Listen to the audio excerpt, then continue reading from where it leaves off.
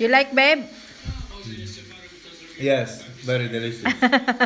Hello, and it's cooking serye for tonight's video. Samahan niyo ako guys sa pagluluto ng aming dinner. So meron tayo ditong kamatis, paprika at zucchini na na-harvest sa ating munting hardin sa likod ng bahay.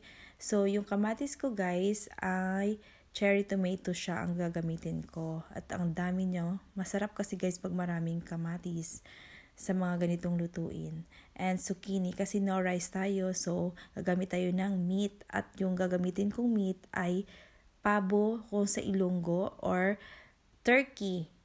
Gagamit din pala tayo dito ng isang perasong onion or sibula and garlic. So mag-start na tayo maghiwa guys.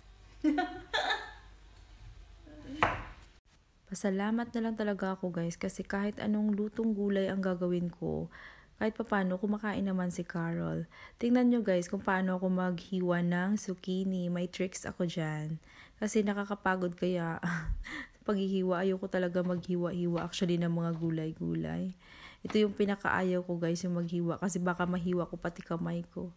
Kayo din ba guys? Yung kamatis ba, tinatanggalan nyo ng buto? O kasi hindi ako nagluluto ng kamatis na may buto.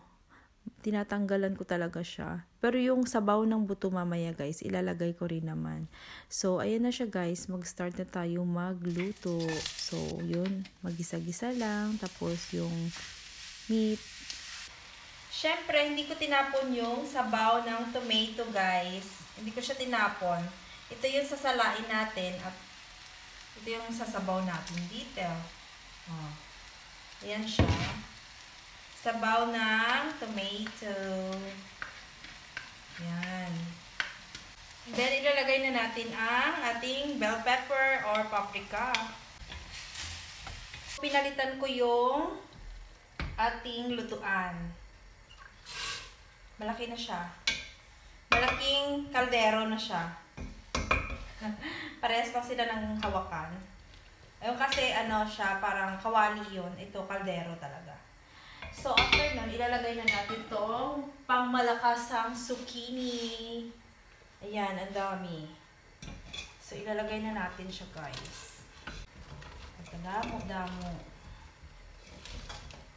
Takpan natin. Oh, ayan. Like 5 minutes. Ilalagay na natin ang kamatis, pangmalakasang kamatis. Ayan. Buhos na guys. Hintayin lang natin kumulo at luto na yan kasi half cook lang ang gagawin natin.